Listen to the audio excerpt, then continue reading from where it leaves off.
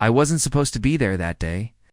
The gate repair job was last minute, squeezed in between two other projects I had scheduled for the week. I'd gotten a call from an older woman who sounded embarrassed for even bothering me, said she. Tried tightening the hinges herself, but gave up when the whole front gate sagged like a drunk at the end of a long night. I told her I could swing by early the next morning and take a look. Nothing in her voice stood out at the time plight. A little reserved, but something about the way she paused after I agreed made me think she wasn't used to people saying yes. So there I was, just after sunrise, my truck parked beside a quiet, ivy-draped fence in a sleepy neighborhood that felt forgotten by time. Before we jump back in, tell us where you're tuning in from. And if this story touches you, make sure you're subscribed, because tomorrow I've saved something extra special for you. Her house was the kind of place you'd imagine in an old photograph, worn but proud, with climbing roses curling around the trellis like they belonged there more than any person did. The front gate leaned dangerously forward, held in place by what looked like a makeshift fix with gardening wire. I knocked twice before I realized the screen door was already slightly ajar. I called out politely, not wanting to startle her, and she appeared within seconds. She was tall, elegant in a way that didn't announce itself, and there was something instantly captivating about how calm she looked standing in the morning light.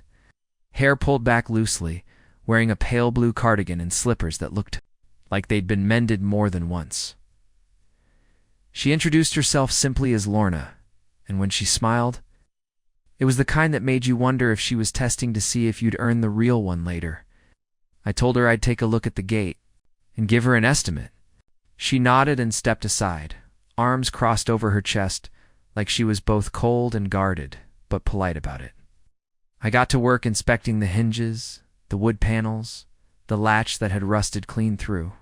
As I worked, I could feel her watching from the porch, curious, but not overbearing. It's like she was weighing whether I was going to treat her home like a job site or like something that mattered. I decided early on I'd show her I respected both. Repair wasn't too complicated. Some of the screws had stripped the wood, and the support beam on one side had splintered from years of swelling in the rain and shrinking in the heat. I made a list of what needed replacing and walked her through. She listened carefully, asked a few questions in a low voice, then surprised me by asking if I'd like a coffee while I waited for the hardware store to open. I hesitated for a moment, not because I didn't want the coffee, but because there was something about being invited inside that early into a job that felt intimate, like stepping past a line people usually keep up for weeks. Still, I accepted. Her kitchen was exactly what I expected, tidy, soft-colored, with sunlit lace. Curtains and a small ceramic bird perched on every available windowsill. She moved slowly, like her body was still adjusting to the day. And I could tell right away she was someone who did things deliberately. Not out of forgetfulness, but from a long habit of being careful with everything. She poured coffee into 2 mismatched mugs, handed me one without ceremony, and we stood for a moment in companionable silence. She didn't ask personal questions, didn't fill the space with chatter, just stood there, looking out the window toward the gate and sipping slowly. After I got the parts and began the repair, she stayed nearby, but never hovered. Sometimes she swept the porch or trimmed dead blooms from the rose bushes. While I'd glance up and catch her watching me, eyes distant, like she was thinking about something else entirely. There was a strength in her presence that didn't need to be explained, like someone who'd lived through decades of being underestimated and decided she didn't need to announce her worth to anyone anymore. That first day, we didn't talk. I finished the gate halfway before I had to leave for my next job. She thanked me, said she'd see me tomorrow, and I drove away with the oddest sense that something had shifted, not in the air, not in her, but in me. I thought about her more than I meant to that night. It wasn't attraction, at least not in the way people usually mean it. It was curiosity, intrigue, a quiet echo of something I couldn't name. I'd met plenty of clients over the years, some kind, some forgettable, some a little too familiar too quickly, but Lorna lingered in my thoughts like a song you hear once and somehow already know the lyrics too. When I showed up the next day, the gate looked straight for the first time in who knows how long. She smiled when she saw it, a fuller smile this time, and said she hadn't seen it stand like that since the 90s. She even laughed a little at her own exaggeration. I told her I'd need another day to sand and seal the wood. She nodded, then asked if I'd like lemonade instead of coffee today. Something about that question felt like a bridge, the kind of bridge you didn't know you needed to cross until someone built it for you. I said yes, and we fell into another quiet rhythm, our own kind of language. Me with my tools and wood shavings. Her, with her pruning shears and soft hums of music from a vintage radio she kept near the screen door.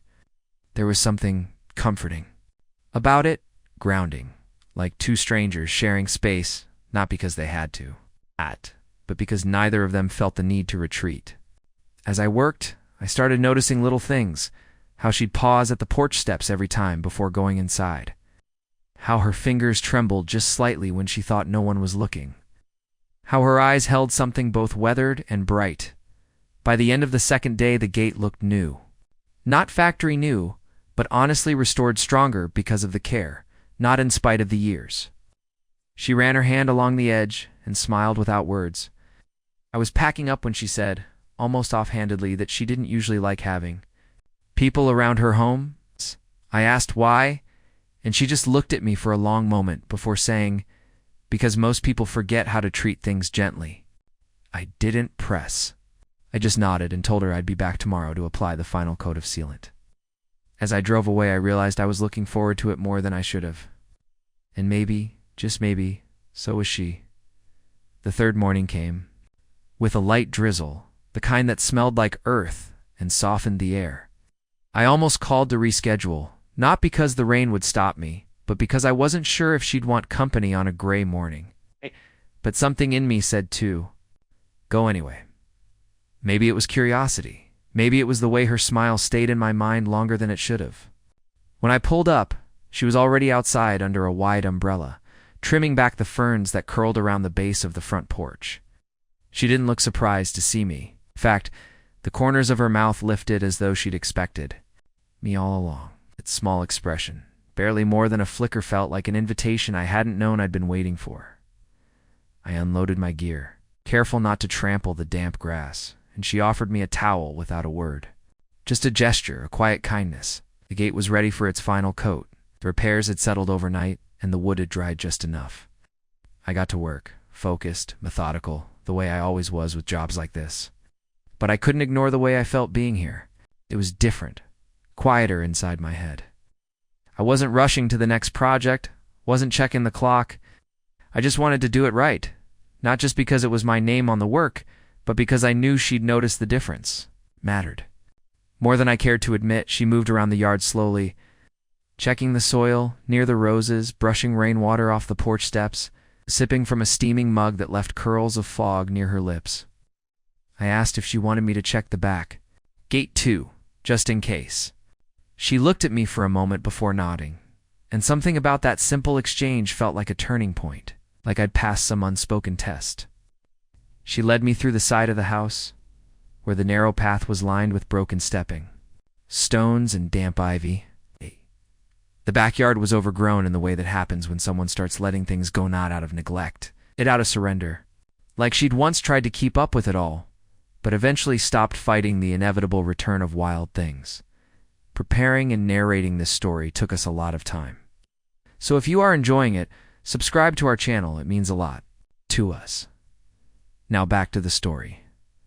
There was a rusted bird bath half hidden in the grass, and a ceramic frog missing one eye. A small metal table sat under the cover of a lopsided canopy, 2 chairs tucked neatly beneath it, like she pointed to the back gate, which sagged a little less than the front one, but still bore the marks of time. I told her it wasn't in bad shape, but I could reinforce the hinges and clean up the latches if she wanted. She nodded again, this time softer, like she was already picturing it fixed. As I worked, I asked how long she'd lived here. Just to fill the silence, she told me quietly 30 years this spring. Said the house was never meant to be permanent, but somehow she'd stayed. I didn't push for more. I could tell there was history buried in those walls, but I hadn't earned the right to ask about it. As the rain eased, we found ourselves sitting under the canopy, sharing a cup of tea this time. Her doggone, old German shepherd with cloudy eyes, zambled up to rest near her feet, and she scratched behind his ears with a tenderness that made my chest ache a little. She told me his name was Archer, and that he used to guard the whole property like it was a castle. Now he mostly slept and followed her like a shadow. I asked how old he was, and she smiled down at him and said, "Old enough to remember everything." There was something in her voice then, something that made me pause.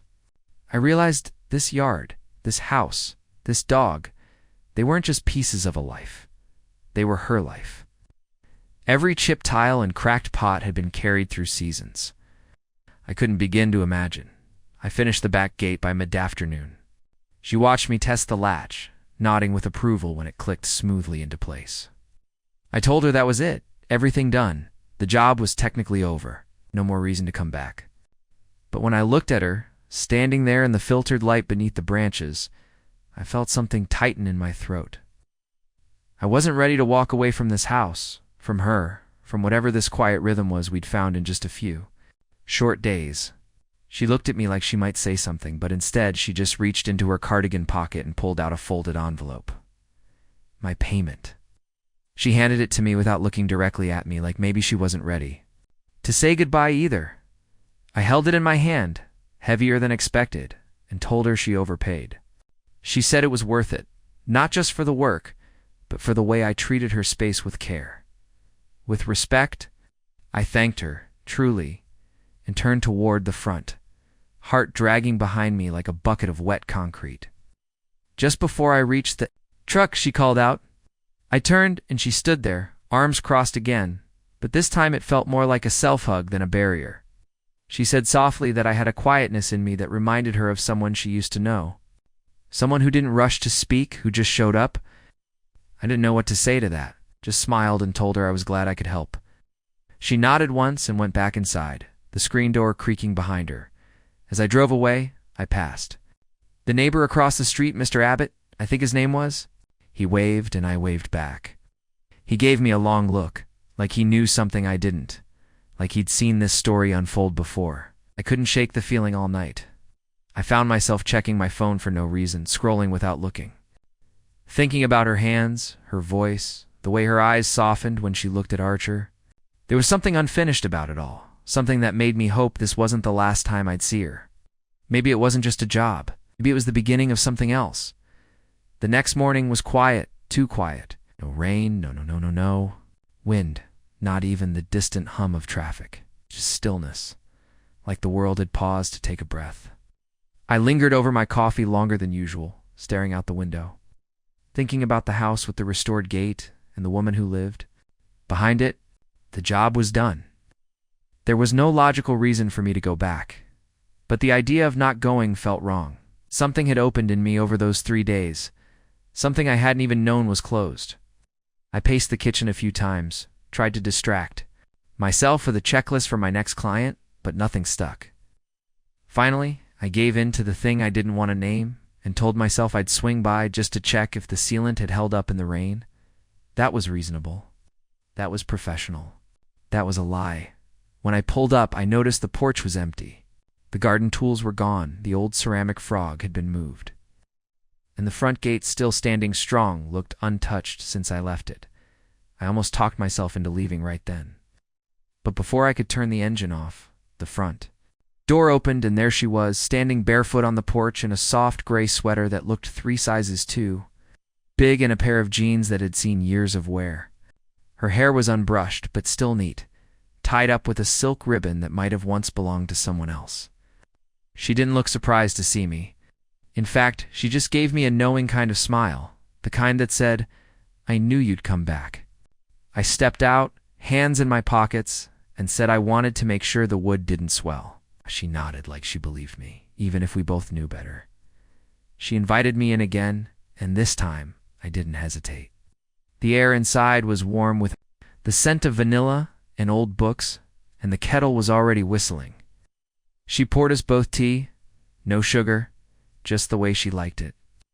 We sat in the kitchen, quiet for a moment, as the steam curled between us. Archer, the old German shepherd, limped over and leaned his head against my knee.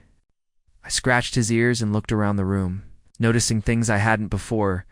the small pencil marks on the wall near the pantry where someone had once measured height over the years. A faded photograph of a younger woman who looked just like her, smiling beside a man in military uniform, and a calendar with a date circled in red ink that had already passed. Ow. I didn't ask about it. Not yet. She told me the backyard had been bothering her lately, that she'd been meaning to clear out some of the overgrowth but never got around to it.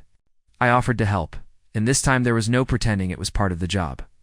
She said yes without hesitation, and that yes felt like more than permission, it felt like trust. We spent the rest of the morning outside. I trimmed the low branches of the lemon tree while she pulled weeds near the fence line. She moved slower than me, but with purpose, like each pull was part of something bigger than gardening. Archer lay under the shade, his eyes following her every move. We didn't talk much. Silence between us had started to feel like a conversation in itself. As the sun climbed higher, she stood up, brushing soil from her knees, and said she needed a break. I followed her to the back porch where she handed me a glass of water and sat down with a sigh that carried more than just physical tiredness. After a long pause, she said that she hadn't had someone in the backyard with her since her daughter left for college 15 years ago. Her voice didn't crack, but it wavered just enough to make me stop drinking. She said things had gotten quiet after that, too quiet, but she got used to it. I nodded, unsure what to say, but she didn't seem to want words. Just presence, and I had plenty of that to offer. Later, I asked if there was anything else around the house she wanted looked at, maybe inside this time. She hesitated for a moment, then led me upstairs to a small room at the end of the hall. The door creaked open to reveal what looked like a home office crossed with a storage closet. Papers stacked in piles, a dusty typewriter on the desk, boxes labeled with years instead of contents. She said her late husband had used it as his writing room, and after he passed, she couldn't bring herself to clear it out. I told her I could help organize things gently, piece by piece. Her eyes lingered on mine for a second too long, then she simply said, "Okay." We spent the rest of the afternoon sorting through the room, her telling me stories about each notebook, each photograph, each strange trinket we uncovered. There was a world in that room I hadn't expected, a life lived in pages and scraps of memory. Ow. At one point, she handed me a small wooden box and said, "This one you open." Inside was a set of old love letters, the ink faded, the pages soft from being held too many times. She didn't say who wrote them. She didn't need to. I looked at her then not as a client, not as someone older than me, but as someone who had loved deeply and lost without letting it turn her bitter. That kind of strength doesn't announce itself, just lingers in the quiet moments, waiting for someone to see it. As the sun began to set, casting long gold streaks through the window, I found myself asking if she ever thought about writing again. She looked down at her hands, then out the window, and said she thought about a lot of things these days. That was all she said, but I understood what she meant. Sometimes the hardest part of starting over is admitting you're ready. We finished the day not with a goodbye, but with her telling me to come by tomorrow, maybe help her clean out the old garden shed. Agreed without hesitation. As I walked to my truck, Archer followed me halfway down the path before stopping and sitting, watching until I was gone. As I drove away, I thought about the day. Not the tasks we'd completed, but the spaces we'd filled together. The porch steps, the typewriter desk, the silence that had once held grief, but now held something gentler. Maybe it wasn't love. Maybe it wasn't even the beginning of love, but it was something. A recognition, a warming, a slow remembering of what it means to be seen, not for what you've lost, but for what you still carry. The next morning, I didn't bother pretending anymore. There was no excuse, no sealant to check, no job left unfinished. I went back because I wanted to. Something about that house, the quiet rhythm of it, the stories hiding in corners, and the way she looked at me like I wasn't just passing through, made it feel like I belonged there, at least for now. When I pulled up, Archer was all ready, waiting near the front steps, tail thumping slow against the porch. He rose with a soft grunt as I stepped out, padding toward me with that loyal weight only old dogs carry. I scratched behind his ears and muttered, Guess I'm late." And he huffed like he agreed. She opened the door before I could knock. She was wearing a soft blue flannel over a white shirt, sleeves rolled up, hair pulled back with the same silk ribbon from the day before. Her smile was smaller today, not sad, just softer, like the warmth hadn't left, just settled deeper. Beneath the surface, I held up the small toolbox I'd brought and said I figured we'd start on the shed. She nodded and led me around back, the morning sun catching in her hair and making her look almost translucent in the light, like a page pulled from an old photo album. The shed stood at the far end of the yard, half hidden by overgrown shrubs and a sagging fig tree. It leaned slightly to the right, its wooden panels faded and cracked, roof half sunken from years of neglect. She said it had once been her husband's weekend project spot, half gardening tools, half place to escape the world. After he died, no one went inside. She hadn't even unlocked it in years.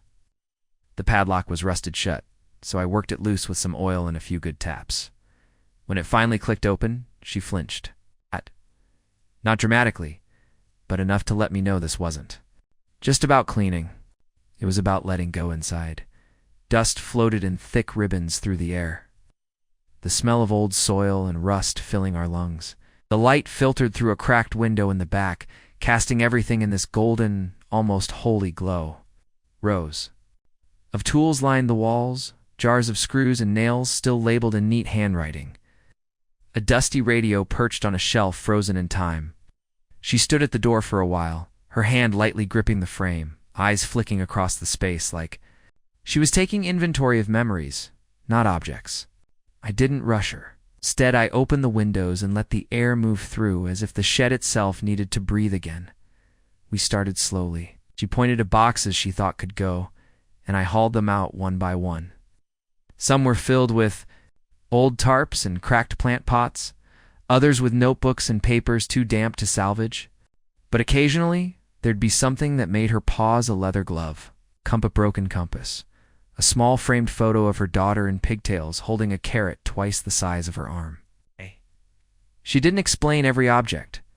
Sometimes she just stared for a moment, then nodded, and I'd know to place it carefully in the keep pile.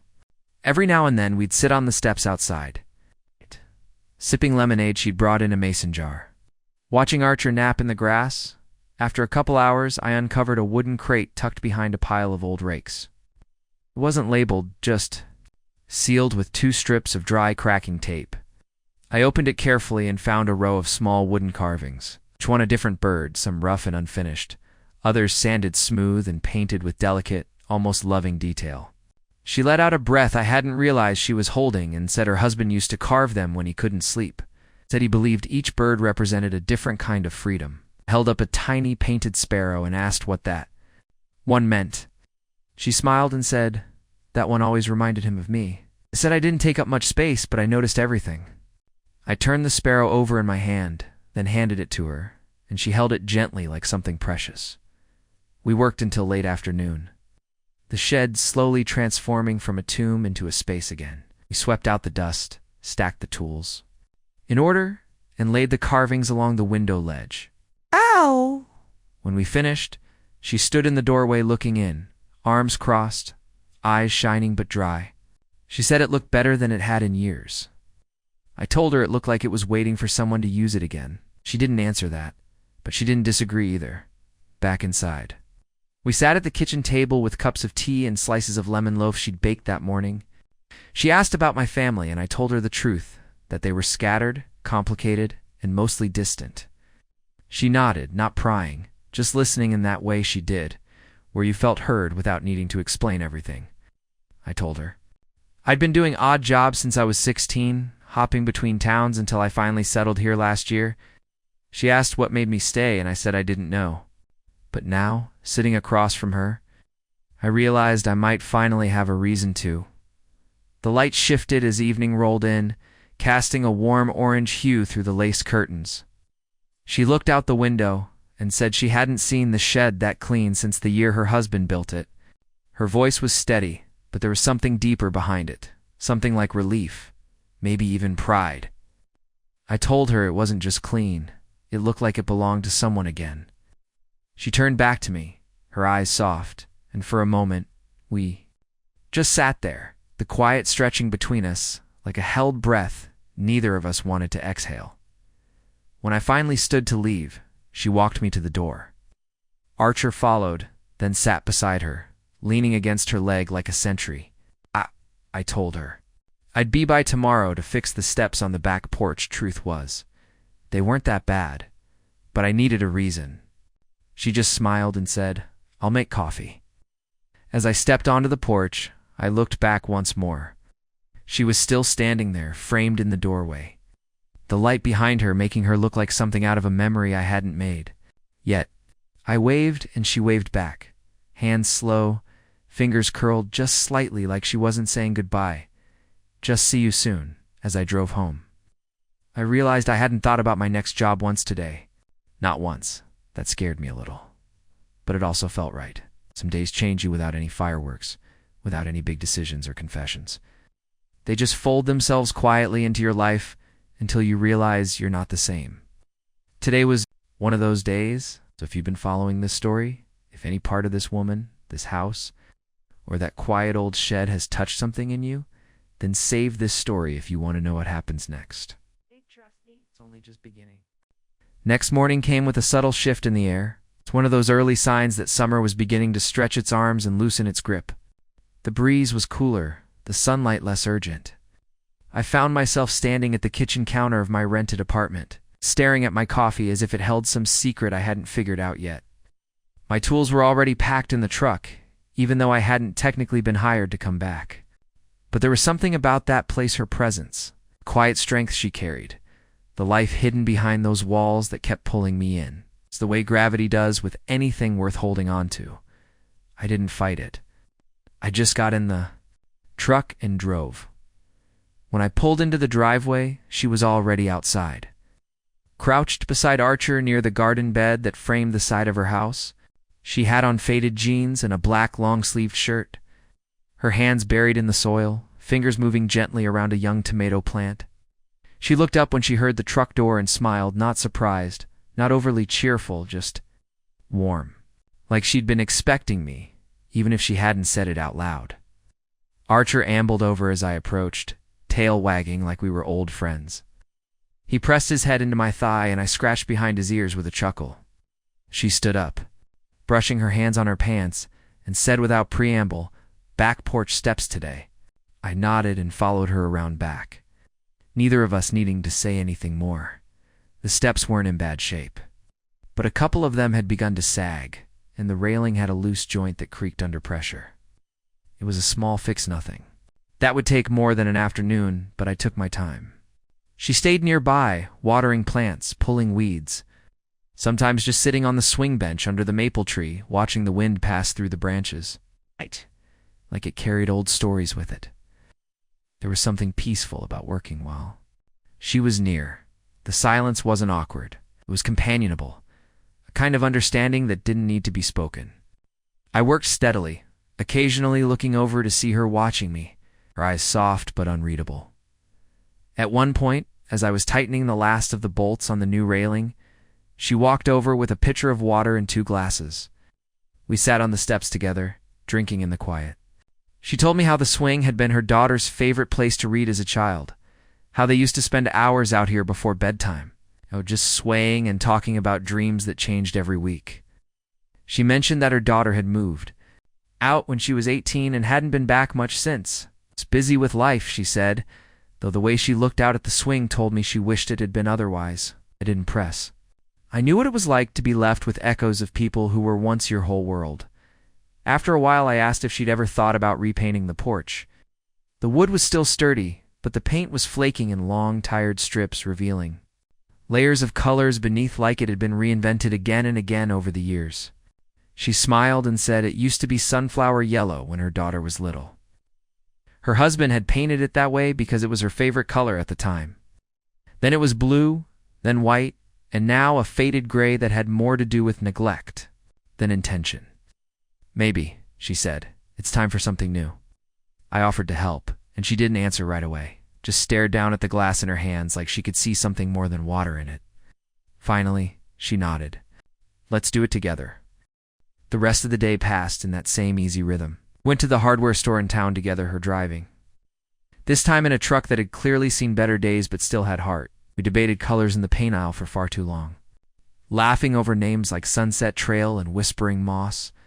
Eventually, she settled on a deep olive green that she said reminded her of the old forest trail behind her childhood home. We picked up brushes, rollers, and enough drop cloths to cover the entire porch and half the lawn. On the ride back, she told me about that trail, how she used to run it barefoot as a girl, pretending she was an explorer, discovering a new world. Her voice was lighter when she talked about her younger self, as though remembering that part of her made her feel more whole. We started sanding the porch that afternoon. Side by side, the buzz of the electric sander humming in harmony with the rustle of leaves above us. The old paint came off in satisfying curls, revealing raw wood that still held warmth beneath all the years. It was messy work dust in our hair, flecks of old paint clinging to our skin, but neither of us seemed to mind. We were laughing more now, falling into a rhythm that felt strangely familiar, like we'd done this before in some other life, by early evening. We had finished the prep work and cleaned up, deciding to leave the painting for the next day, as the sun dipped below the tree line, casting long shadows across the yard. She brought out 2 bowls of chili from the kitchen and we ate on the swing bench, watching the last light fade. She told me about the first time she met her husband, how he'd spilled coffee on her shoes at a bookstore and apologized so awkwardly she'd laughed right there in the aisle. She said he'd been gone 5 years now, and sometimes she still turned to tell him things before remembering he wasn't there. I listened quietly, not offering comfort or advice, just presence, which I think is what she really needed. Archer rested at her feet, his breathing deep and steady. The night crept in slowly, bringing with it the cool hush of crickets and the scent of distant honeysuckle. She leaned back, her shoulder brushing mine, and for a moment everything felt still. Not empty, just quiet in a way that made space for something new. I didn't move. I just sat there with her, feeling the weight of the day settle in my bones, and the warmth of her beside me chase away whatever cold I'd carried in. When I finally stood to leave, she walked me to the gate. Her hand rested lightly on the latch as she turned to me. "Same time tomorrow?" she asked, and I could hear something more behind the question, a hope, maybe, or a thread she didn't want to let go of yet. I nodded and smiled. I said, "Same time." She watched me go, her figure framed by the porch light, hair glinting like copper threads in the dark. And as I drove away, I realized I wasn't just returning tomorrow to finish a job. I was returning because I wanted to see what came next. Morning came quieter than usual, the kind of morning where even the birds seemed to take their time. Didn't rush. I sat with my coffee longer than usual, staring out the window like I was waiting for a sign to tell me that yesterday had been real. The porch steps, the swing, her laugh in the paint aisle, the weight of her stories as the sun went down, all of it was still fresh in my head. There was something about her that stayed with me, not just her voice or the softness in her eyes, but the way she carried years without letting them harden her.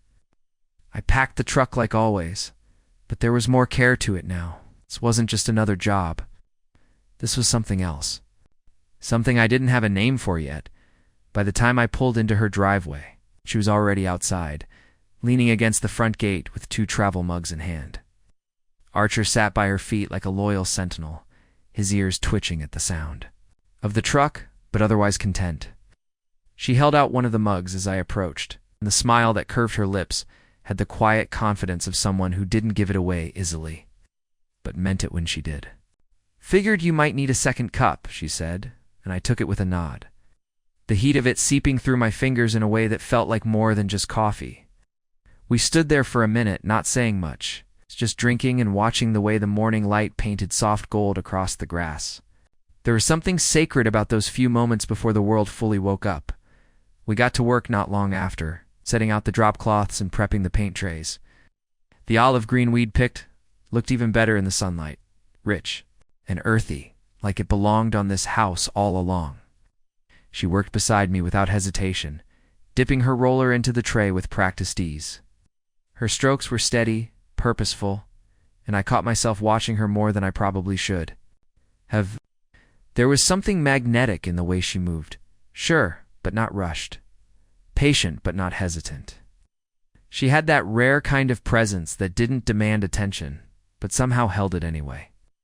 We painted in comfortable silence, sometimes trading small stories or laughing at Archer when he got too curious and ended up with green paint on his nose. Every now and then, our hands would brush as we reached for the same brush or cloth. And neither of us would say anything, but I'd feel the charge of it linger like static in the air around noon. We took a break and sat on the swing bench again. This time with sandwiches she'd made and sweet tea that tasted like something out of a memory. She asked about my family, and I told her the basics: divorced parents, sister upstate, a few years drifting before I found my footing in this kind of work. She listened, really listened, in that rare way most people don't. When I asked about hers, she hesitated, eyes flicking toward the house. "It's just me now," she said, "and Archer." There was no bitterness in her voice, just a kind of soft finality that made it clear she wasn't looking for pity. I didn't press. Some stories unfold only when they're ready. We painted. Through the afternoon, the sun tracing a slow arc overhead, I started to lose track of time, the hours blending together like brushstrokes on a canvas. There was a rhythm to it, now our movements in sync, the occasional murmur of conversation, the shared glances that said more than words ever could. At one point I noticed a smudge of paint on her cheek and reached out instinctively to wipe it away. My fingers grazed her skin, and for a second she stilled, her eyes searching mine like she was waiting to see what I'd do next. But I didn't push. I just smiled, brushed the paint off, and went back to my work. Even so, I felt her watching me after that, her gaze lingering in ways I didn't know how to explain. By early evening, the porch was almost done. The green paint had transformed the space, made it feel alive again. She stood back with her hands on her hips, surveying the work like she was seeing a part of herself come back to life. "It's beautiful," she said softly, almost to herself. And it was. Not just the color, not just the smooth lines or the crisp edges, but the feeling it gave off. Like the house was waking up after a long sleep. As we packed up, I noticed a box sitting near the door. She followed my gaze and said, almost shyly, "Old photos." Thought I'd finally sort through them. I nodded, unsure what to say, but something in her tone told me it wasn't just about organizing clutter. It was about facing things, remembering, maybe forgiving. She asked if I wanted to see some of them, and I said yes before I could think too hard about it. We brought the box into the living room, setting it between us on the floor like a bridge to another time. The photos were faded, edges worn soft from years of handling. There were pictures of her as a girl, barefoot in the woods, a younger version. Of her with wide eyes and wild curls. Photos of her and her daughter birthday cakes, beach trips, Christmas mornings. Then came the ones with her husband. There was one in particular, taken in black and white, of the two of them dancing in the kitchen. He had her dipped back, laughing, hair falling around her face like a curtain. She looked happy undeniably, unguardedly happy. She touched that. One gently, her thumb brushing over the corner. "We built this porch," she said. "First year we moved in. Said it was the heart of the house. We sat there a long while, the photo box open between us, the light outside growing dim. She told me stories, some funny, some quiet, some that made my throat tighten. I realized then that this wasn't just about fixing what was broken. It was about reconnecting with what had once been whole. She wasn't clinging to the past, but she wasn't running from it either. That took a different kind of strength. Eventually I stood to leave, promising to come back the next day to help finish the trim and clean up the edges. She walked me to the door, arms crossed lightly over her chest, eyes soft in the low light. I could tell she wanted to say something, but she didn't. Instead, she simply reached out and touched my arm just for a second, just enough to let me feel it. "Thank you," she said, and it wasn't about the painting. I nodded, unsure how to reply in a way that didn't cheapen the moment. So I just held her gaze a second longer before turning to go. Driving home, I felt something shift inside me. Not a jolt or a spark, but a quiet unfolding, door opening where there used to be a wall. And I realized then that sometimes the repairs we're called to make aren't about fences or porches or worn-out paint. Sometimes they're about presence. It's about showing up over and over until the silence doesn't feel so heavy anymore. And I just knew we'd be back tomorrow and the day after, for as long as she'd let me. The next morning, the sky was a soft blend of pastels, clouds painted like whispers across the blue. I found myself leaving earlier than usual, not because the work demanded it, but because something inside me tugged forward. Something quiet but persistent, something that had taken root over these last few days and was growing stronger. I didn't need to check the address anymore. The route to her house had imprinted itself in my muscle memory, and even my truck seemed to know how to get there without much thought. When I pulled up, I saw her already outside, not waiting this time, but kneeling near the edge of her garden. Sleeves rolled up, hair pulled back in a loose tie, hands in the dirt like she was coaxing life from the soil. She looked up when she heard the truck and gave me a small smile, not the wide, welcoming one from before, but a gentler one, like the morning, hadn't quite caught up with her mood yet. I walked over slowly, pausing by the gate that I'd already come to think of as mine. It creaked faintly when I opened it, and that sound had become oddly comforting to me. Like the house was announcing my arrival, she dusted her hands on her jeans as she stood, brushing strands of hair from her face. "Thought I'd start early, before it gets too hot," she said, glancing at the sky. "I haven't touched this garden in months." I looked at the overgrowth, nothing wild or unruly, but enough to suggest neglect. It wasn't laziness. It was the kind of neglect that comes from heaviness, from loss, from simply not having the energy to care for something outside yourself. I offered to help before I could think twice. She looked at me for a beat, then nodded. "You don't have to," she said, but I was already stepping forward, already sinking to one knee beside her, already reaching for the trowel she had dropped in the grass. We worked like that for a while, shoulder to shoulder, in near silence. There was something meditative about digging, pulling, trimming, planting. It was different from carpentry or painting, less precision, more intuition. Beside her, even the silence didn't feel like a void. It felt shared, lived in. She talked as we worked, not about anything deep at first. She told me about the mint that used to overrun the corner bed, how her daughter used to complain. It made her smell like toothpaste every time she brushed past it. She pointed out a worn bird bath that had belonged to her mother and confessed she hated birds, but kept it because it reminded her of her childhood. I listened, laughing when she laughed, occasionally adding my own stories here and there, but mostly just taking her in. Every little detail she offered felt like a thread weaving me further into her world. After an hour, she stood and stretched, wiping sweat from her brow with the back of her wrist. "You hungry?" I nodded, realizing only then how much time had passed. She led me into the kitchen, where sunlight spilled through the windows like honey, catching dust motes mid-drift and making the room feel timeless. She moved easily in the space, pulling out bread, eggs, a pan. I offered to help, but she waved me off. "You did the garden? I'll do breakfast," she said. I sat at the small kitchen table, fingers drumming lightly on the wood, watching her. There was a rhythm to her movements here, toe-reaching, flipping, pouring like she was remembering a dance she hadn't practiced in a long time, but still knew by heart.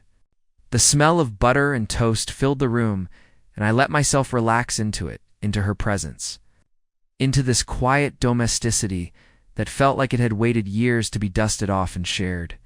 We ate together at the table. This time her smile was easier, her eyes brighter. She talked more freely about books she used to read, about the little antique shop she loved downtown that had closed years ago, about the odd jobs she'd taken here and there just to keep busy. I told her about the homes I'd fixed up, the oddball clients, the towns I'd passed through. At one point, she laughed so hard she nearly choked on her juice. In that moment, that sound felt like a victory, not over anything dramatic or obvious, but over the quiet grief that had hung around her edges since the day I met her. After breakfast, we went back to the porch. There was still some trim left to paint, some minor sanding and sealing to finish. I worked while she sat nearby, legs tucked under her on the swing, nursing a second cup of coffee and occasionally reading aloud passages from a paperback she had rediscovered. Her voice carried gently in the breeze, and even though I wasn't catching every word, I found myself hoping the porch took longer to finish than planned. I wasn't ready for this job to end. I wasn't ready to leave her orbit. Later, as the sun climbed higher and the cicadas began to hum louder, we moved inside to escape the heat. She offered me a tall glass of lemonade and a seat on the couch. The house was quiet, but not lonely. The kind of quiet that comes with peace. I looked around the living room, photos on the walls, books lined neatly on shelves. A few scuff marks on the floor that hinted at years of lived-in love. She sat beside me, not too close, but not distant either. We talked some more. And somewhere between a memory of her daughter's first bike and a story about the time she accidentally dyed her hair green in college, our hands brushed and didn't move away. She looked down at the contact, then up at me, and the silence that followed wasn't awkward or uncertain.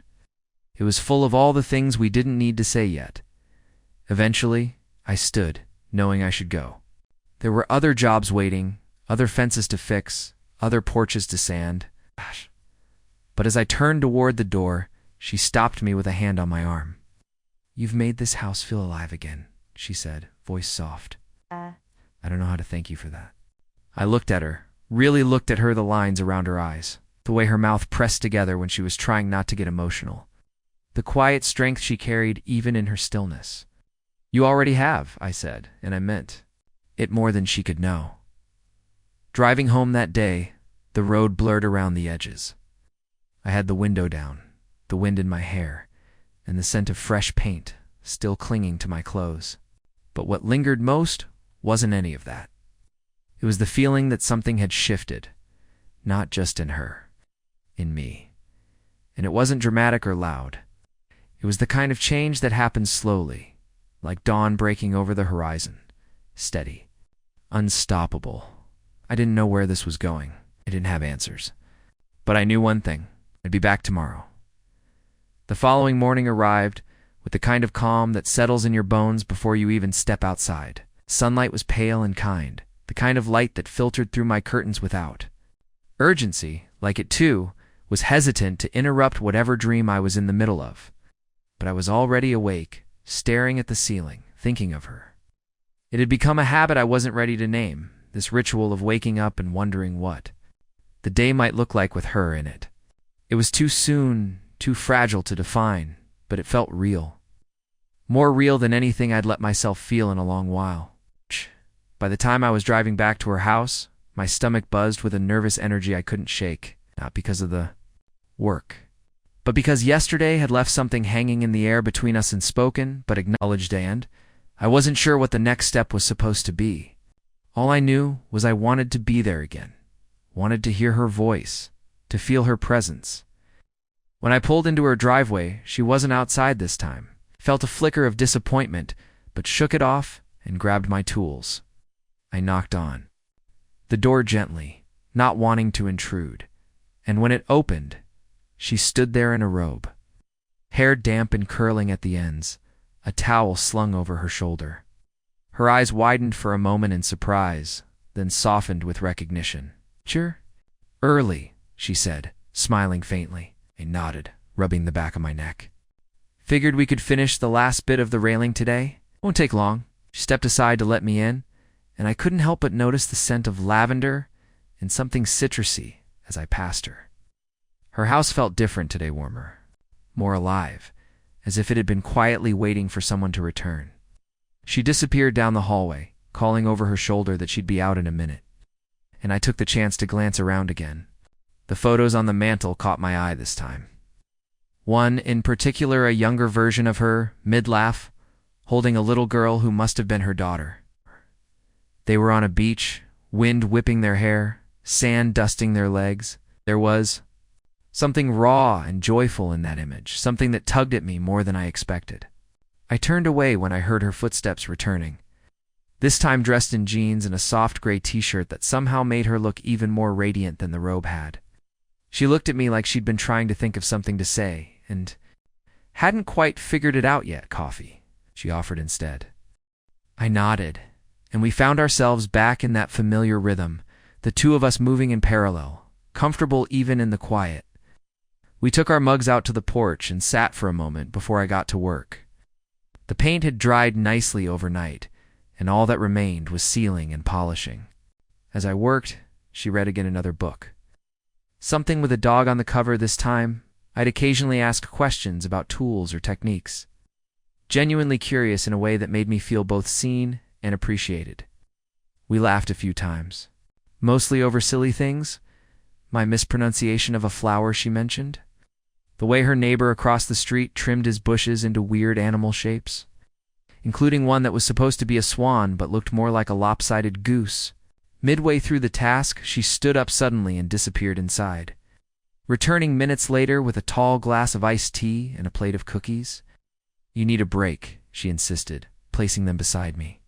I took a sip, the coolness a relief, against the growing heat, and watched her settle back down into the porch swing. The wind picked up slightly, lifting the ends of her hair, and she looked so at ease that for a moment, I forgot there had ever been a time when she seemed guarded, uncertain. I sat beside her, the wood creaking under our weight, and we didn't speak for a while. Just sat there, watching the trees sway, the occasional car passing slowly down the quiet street. Eventually, she spoke, voice low and thoughtful. "I never thought I'd let anyone into this space again," she admitted. "Not after everything." I glanced at her, unsure if she wanted to elaborate, but her eyes stayed on the horizon. My ex-husband ... He wasn't a bad man, not in the way people mean when they say that. But he stopped seeing me, years before he actually left. And then my daughter grew up and moved away, and suddenly this house felt too big, too quiet. I got used to it, told myself I liked the silence. She paused, then turned to me. "But it turns out, I just forgot what it felt like to have company that wasn't heavy." Her words settled over me like a blanket, warm and a little sad. I didn't know what to say, so I reached for her hand, and to my surprise, she didn't pull away. Her fingers curled around mine slowly, deliberately. We sat like that until the sun was high and the shadows had shifted across the porch. I eventually got back to work, but the mood had changed. It wasn't just a job anymore. It hadn't been for a while, but now it felt like we were both aware of it. Like we'd silently agreed not to name it yet, but also not to pretend it wasn't there. When I finally packed up my tools and stood to leave, she walked me to the gate. "Will you come by tomorrow?" she asked, and her voice held something tentative, like she was giving me a choice, not out of politeness, but because she needed to know the answer. I nodded without hesitation. "Yeah, I'll be here." Her smile this time was real, full, and open, and it followed me all the way back to the truck, lingered in my rearview mirror, and stayed with me long after the road had bent out of sight. I woke up the next morning with a strange kind of peace in my chest. Like the usual weight I carried around had shifted to the side just enough to let a little light in. There was no rushing to get ready, no sense of dread or obligation that sometimes came with early jobs. Today felt like something I was meant to do, not just something on my to-do list. I ate breakfast slowly, brewed a second cup of coffee. Didn't need, and even ironed my shirt a rare effort I barely noticed myself doing until I was halfway through it. I pulled into her driveway right as the sun was climbing past the rooftops, the light bouncing off her windows like they were mirrors reflecting the quiet joy I didn't want to name just yet. Before I could even knock, the door creaked open. And there she was, wearing a simple sundress that somehow felt more intimate than anything she'd worn before. She smiled as if she'd been waiting for me, as if she knew I'd show up without needing to ask again. Her dog trotted out behind her, Charlie, the shaggy golden retriever who had barked at me that first day but now wagged his tail like we'd grown up together. She handed me a glass of cold water without a word and nodded toward the porch. Followed her out, and we sat in the same places as yesterday, like two actors stepping back onto a stage for a scene we both knew by heart. "The gate looks great," she said after a minute, her eyes scanning the work I'd done. I forgot how much of a difference it makes when someone cares about the details. I shrugged a little, sipping my water. "Small things matter," I said. "They hold everything else together." She tilted her head and gave me this look, soft, unreadable, but lingering longer than necessary, it made my pulse thrum just a little louder. We talked more than usual that morning, about little things mostly. She told me about her daughter. Again, how she used to sneak out to meet boys, how they once drove 6 hours to see a concert only to get lost on the way back. Her stories painted a picture of a woman who had lived a full life, but had stored it all away somewhere safe, like boxes in an attic she didn't open unless someone asked the right questions. I didn't ask many, but she offered more anyway.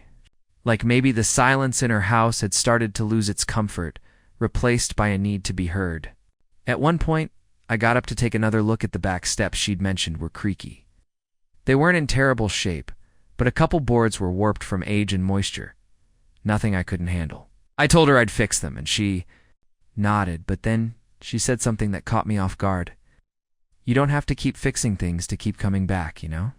I turned to look at her, and she was smiling, but there was something behind it, vulnerability maybe, or uncertainty. I didn't answer right away, not because I didn't know what to say, but because I was afraid anything I said might shift. The moment too far in one direction, eventually I said, I'm not just here for the work, and that seemed to settle something in the air between us. That afternoon, she offered to show me her garden out back.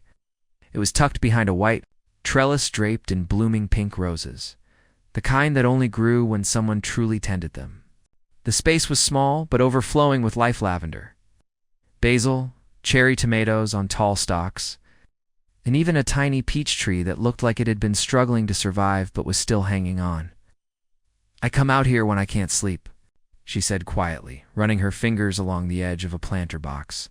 Sometimes it helps. Sometimes it doesn't. I nodded, crouching beside the herbs. You ever think of building a bench out here? I asked, already visualizing it in my mind. A simple wooden one, nestled under the peach tree, a place to sit when the world felt too loud. She looked at the spot I was pointing to, then back at me. Would you build it? I smiled. Of course! She didn't say anything for a moment, then reached out and touched my arm barely there. Just a brush of her fingers, but it was enough to light every nerve under my skin. Later, as the sun began to set and the golden hour wrapped, everything in that quiet, sacred glow, I loaded my tools into the truck, but lingered by the tailgate, not quite ready to go. She stood a few feet away, arms folded, watching me like she was waiting for something, though neither of us knew what. You've made this place feel new again, she said softly. I shook my head. You just needed someone to remind you what it already was. She smiled then, a slow, deep smile that reached all the way into her eyes. And for a second I thought she might say something else, something bigger. But instead she just reached up and tucked a loose strand of hair behind her ear, then said, See you tomorrow? I nodded. Definitely. And when I drove away, I realized I hadn't even touched the radio once. The quiet wasn't empty anymore. It was full of her laugh, her stories, the way she looked at me like I was more than just the guy fixing things around her house. And for the first time in a long time, I let myself hope that maybe I really was. The following day felt like a turning point, though I couldn't have said exactly why. There was no specific plan for what I'd be doing at her house that morning. No gate to paint or fence to fix. No clear task waiting for me with a price tag. But still, I found myself driving there as if drawn by something deeper than duty. When I arrived, she was already outside, crouched beside her garden bed with a small trowel in hand and Charlie lazing in the grass nearby. The sun was just starting to warm the earth, and she looked up at me with that smile that was becoming more and more familiar. It's more and more dangerous in the way it seemed to quietly steal pieces of me. She waved me over without standing. You ever plant anything that didn't die? She asked with a soft chuckle. I grinned and dropped my tool bag on the porch. Once, I said, in 3rd grade, a bean sprout in a paper cup. Lasted about a week. She laughed, genuine and easy, and I crouched beside her, pretending to study the soil, but mostly watching. The way she moved carefully, with intention, like the plants mattered more than anyone might guess. She handed me a pair of gloves and pointed to an empty patch. Think you can handle mint? He asked. It grows like crazy even if you forget about it. I slipped the gloves on and nodded. Sounds like my kind of plant. We worked side by side for a while, mostly in silence, except for the sound of birds and Charlie occasionally rolling over in the dirt. There was something peaceful about the rhythm of a dig plant, pat down the soil like we were building, something that didn't need to be spoken aloud. After a while, she stood and stretched, brushing the dirt from her knees. "I made lemonade," she said, glancing at me. "Come take a break." I followed her inside, grateful for the shade and the cool air of the kitchen. She poured 2 glasses and handed me one. We leaned against the counter like old friends who had done this 100 times before. "I was thinking about that bench," I said after a sip, "for the garden. Might be nice to use some of that leftover oak from the gate." Her face lit up just a little, and she nodded slowly. "I'd like that. That tree's been through a lot. Might be nice to sit under it once in a while." There was a pause then, not awkward, but weighty. She looked at me over the rim of her glass. "You know, I didn't expect this." I raised an eyebrow. "Expect what?" She shrugged, turning to set her glass in the sink. This connection. I've been alone a long time, got good at it, but now." She trailed off and didn't finish the sentence, but she didn't need to. I felt it too. We went back outside, and I started measuring the space for the bench while she returned to her herbs. Every so often, she'd glance over at me, and our eyes would meet for just a second too long before we both looked away. It was happening more often now, these quiet little moments that said more than words could. As I worked, a breeze drifted through the garden, carrying the scent of rosemary and freshly turned earth. I started to imagine what it would be like to sit out here with her in the evening, maybe with a book or a cup of tea, the dog at our feet and silence between us that didn't need filling. The rest of the afternoon passed gently. I cut the planks, sanded the edges, and began assembling the bench under the tree, right where she'd envisioned it. She came over once to check on my progress and stood behind me, close enough that I could feel the warmth of her body just inches. "From mine, it's perfect," she said quietly, and I knew she didn't just mean the bench. When it was finally done, we both sat on it, side by side, and looked out over the little garden we'd touched with our own hands. "I can't remember the last time someone built something just for me," she said after a while. "Something real. Not for show, not for some obligation, just because." I didn't say anything. I didn't have to. I reached down and let my hand brush hers on the seat between us, and she didn't pull away. The contact was light, tentative, but it sparked something in the air between us, a current that hummed just under the surface. We sat there like that as the light began to soften, the garden glowing gold around us. I told her I should go before the sky got dark, and she walked me back to the truck again. But this time, as I turned to leave, she reached out and touched my arm. "Thank you," she said, her voice barely above a whisper. "For the bench?" I asked. She smiled, but her eyes said more. "For showing up again and again." I nodded, and without thinking, I brushed my knuckles along her cheek before pulling away. It was nothing, a gesture so small it could have been accidental, but it wasn't. We both knew that. And as I drove away, the last thing I saw in the mirror was her still standing in the driveway, watching me go with that soft, unreadable expression. That night, I couldn't sleep. It's not in the restless, tossing kind of way, but in the kind where your heart feels too full, like it's holding more than your chest is built to carry. I thought about her words, about that garden bench, about how she had slowly let me into her world without even meaning to. And I thought about how I hadn't built anything like this, something real, something warm in a very long time, maybe never. And I didn't want it to end. Not yet. The morning after felt quieter than usual, not in the world around me, but in that part inside my chest that had always kept its guard up. It was as though something had settled, not completely, but just enough to stop the usual spinning thoughts. I made coffee slower than normal, let the steam rise in curls over the chipped rim of the mug, and found myself glancing at my phone more times than I could explain. I had no plans to go over there today. There was no pending project, no tool left behind to use as an excuse. But the quiet was too much, and by the time the sun had climbed a few more inches in the sky, I was already halfway down the road to her place, not because I had a reason to be there, but because it felt like the only place I wanted to be. When I arrived, I saw her out front with a stack of cardboard boxes beside her. Her face lit with that same determined focus I had seen in her when she was sweeping, painting, or planting, like every little task had a purpose, a place. She looked up as I parked, surprised, then smiled in that way that made my chest tighten just a bit. I walked up slowly, hands in my pockets, and she tilted her head. "Didn't expect to see you today," she said.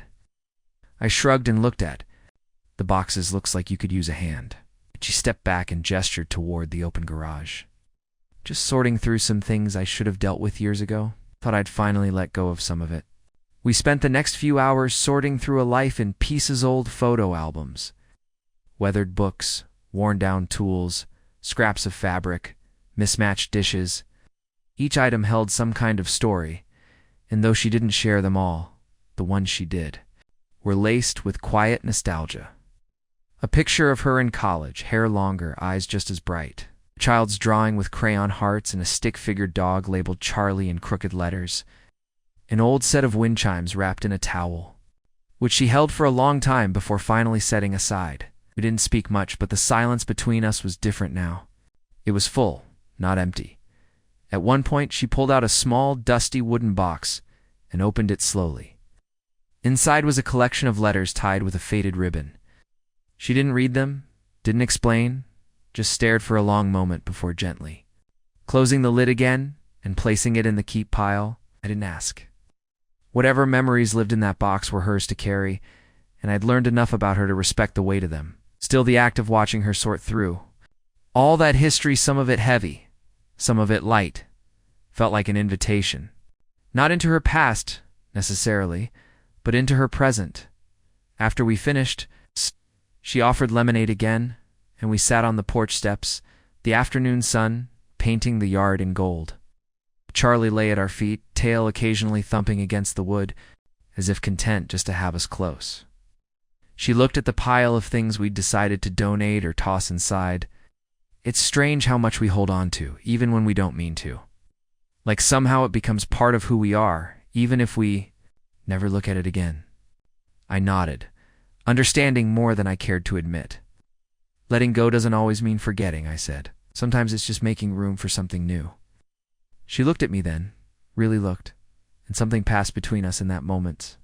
Something unspoken but undeniable. Not passion, not yet, but presence, trust, a deep kind of awareness that neither of us had planned on, but had slowly taken root like the mint we'd planted days before.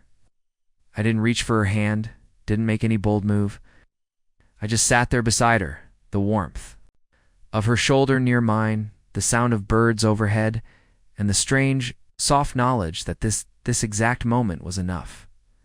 I didn't stay long after that. Something told me it was better to leave it there, untouched and whole. When I stood to go, she rose too and walked me to the truck. No words were needed this time, and as I pulled away, she simply raised her hand in a quiet wave, eyes lingering, like she wasn't quite ready to say goodbye. I spent the drive home thinking about how connection sneaks up on you. It doesn't come with fanfare or flashing signs. It builds slowly in the helping hands, the shared silences, the laughter over crooked plants and cracked teacups. It wasn't that we were suddenly something more. It was that, somehow, we already were. That night, I sat on the edge of my bed, looking through the photos I'd taken during the last few days, the gate, the tree bench. Charlie flopped on his side in the sun, her laughing mid-sentence when I told her the mint was growing like a weed. I stared at that one the longest. Something about the way her hair caught the light. Her eyes crinkled at the corners, her whole face alive in a way that made the photo feel like it was still breathing. I saved it not just in my phone, but somewhere deeper before I turned in for the night. I found myself scrolling through old messages on my phone, half tempted to type something out and send it to her. Just a simple line. Something like, "I liked today. Let me know if you need help with anything else." But I didn't hit send. Not yet. Instead, I set the phone down and leaned back, letting the memory of the day settle over me like a warm blanket. For the first time in a long time, I wasn't restless. I wasn't overthinking. I was just ... content. And I knew, somehow, this wasn't the end of a good day. It was the beginning of something I didn't have words for yet. It had been 4 days since we'd last seen each other, not out of avoidance, but out of life simply unfolding the way it does when two people with separate rhythms learn to give each other space. During that time, I kept myself busy with smaller jobs around town, changing a front door lock for a young couple, sanding a deck for an old neighbor who'd like to pay me in fresh bread. But no matter how full the schedule looked on paper, my mind had a habit of drifting back to her porch. The crooked smile she gave me when she was amused. The way Charlie would lean his head against her thigh as if to remind her she wasn't alone anymore.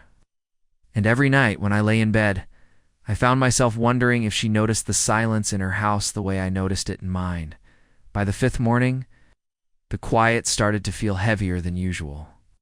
I poured coffee and stood by. The window longer than necessary, the sun slanting in like a question I wasn't ready to answer. That was when my phone buzzed. It was a message from her, short, simple, and yet somehow meaningful. Would love your help with something if you're free today. Nothing urgent. I didn't need to think about it. I grabbed my keys before I even finished my cup, my mind already wondering what she had in store. When I pulled into the driveway, I noticed the difference right away. Her front lawn, always tidy in its own low-maintenance way, now had a small wooden sign planted in the soil. Coming soon, community garden. I smiled as I stepped out of the truck. She met me halfway down the walk, wiping her hands on him. Dish towel. I figured it's time this place gives back a little more, she said, motioning toward the open space beside her house. There's enough room for raised beds, a few benches, maybe even a little tool shed eventually. Explained her idea as we stood in the sun, gesturing animatedly toward the empty yard, like it was already blooming in her mind. She wanted a space where the neighborhood kids could plant strawberries and carrots, where the older folks could sit on shady benches and swap stories. Everyone around here's been so isolated, she said, looking out at the quiet street. Figured maybe a garden could be more than just vegetables. Maybe it could be a reason to gather again. I offered to help design the layout and build the frames for the beds. She had sketches, some measurements, a few scattered notes scribbled on napkins and notepads. We spread everything out on the back porch and started planning. I hadn't seen her this excited before, not even when the gate was finished, or when the bench was done. This was something different. This was her sharing a dream, and the fact that she wanted me involved in it meant more than I could say. We spent the next few hours working in sync, marking out lines in the dirt, hauling lumber from her garage, laughing over miscalculations and the occasional sunburned neck. At one point, she disappeared inside and came back with a cooler of iced tea and a plate of sandwiches she'd thrown together. We sat on the edge of the porch steps and ate in the shade, Charlie curled between us. She told me more about the neighbors, how the lady 3 doors down used to be a teacher and still baked the best banana bread in the county. How the boy on the corner used to sneak into her yard to pick apples until she taught him how to prune the tree properly. I listened, quietly cataloging every detail. Every layer of this woman who had lived so many chapters before I turned up in her story. As the sun lowered in the sky, the shadows grew long and soft and our pace slowed to match. I wiped sweat from my brow and leaned on the frame of one of the garden beds. You've got a good thing going here, I said. She nodded, but her smile was distant, thoughtful. It's not just about the garden, she said. It's about choosing to start something again, to believe that something beautiful can still grow, even now. I didn't respond right away. Instead, I walked over to her, reached down to help her up from where she was crouched near a patch of turned soil. Our hands touched briefly, and I held on just a second longer than necessary. That evening, as I packed up my tools and loaded them into the truck, she followed me to the driveway. The air between us was warm, not just from the sun, but from the hours spent in quiet partnership, the kind that didn't need explanation. Thanks for today, she said. I know it was a lot, shook my head stepping closer. It didn't feel like work, I said honestly. It felt good, right? She looked up at me, and for a long second it felt like we were standing on a pause button, the world holding its breath around us. Then she reached up, brushed a spot of dirt from my cheek with her thumb, and smiled. was a small gesture, but the tenderness behind it landed like a whisper through the ribs. I almost leaned in then, almost crossed the threshold of something. I knew we were both thinking about more and more, but I didn't. Not yet. "Get some rest," she said, stepping back. "We've got more to build tomorrow." I nodded, understanding what she meant on more levels than one. And as I drove away, I didn't feel the usual ache of leaving. Instead, I felt something planting itself deeper inside me. Not just attraction, not just interest, but hope. And it was growing stronger by the day. The next morning, I woke with a quiet certainty pressing at the edges of my thoughts like muscle memory guiding my body before my brain caught up. I didn't even glance at my phone or the calendar. Simply gathered my gear, loaded up my truck, and headed to her house. The town was still stretching awake, a few sleepy shop fronts opening their windows, the scent of morning bread wafting from the bakery 2 blocks down. The world was in that soft space between stillness and movement, and I felt like I was carrying something gentle with me into the day. When I pulled into her driveway, I was surprised to see her already outside, sitting on the porch steps with Charlie at her feet and 2 steaming mugs beside her. She was wearing a loose, faded flannel shirt over a tank top and jeans. Hair tied up but a few strands catching the light like silk threads. She smiled when she saw me, and without a word, gestured to the second mug. It was the kind of smile that made something in your chest unclenched like you didn't realize you'd been holding your breath. Until right then. We sipped coffee in companionable silence for a while, the kind of quiet that doesn't beg to be filled. Then she stood, brushed her palms on her thighs, and said, "I thought we'd start building the compost bin today. It's not glamorous, but it's essential." I grinned and nodded, already mentally measuring the space behind the garden beds. Where we'd sketched the placement yesterday, working side by side had started to feel more natural than being apart. Our rhythm was unspoken but synchronized, like we'd done this for years instead of a week. She handed me nails before I asked for them, and I adjusted boards without her needing to explain the spacing. We shared tools, jokes, glances, time. Passed without either of us noticing. By midday, we'd finished the bin and started setting up the first vertical trellis for beans. She told me about a book she once read as a girl, where a magical garden could grow anything if you planted it with intention.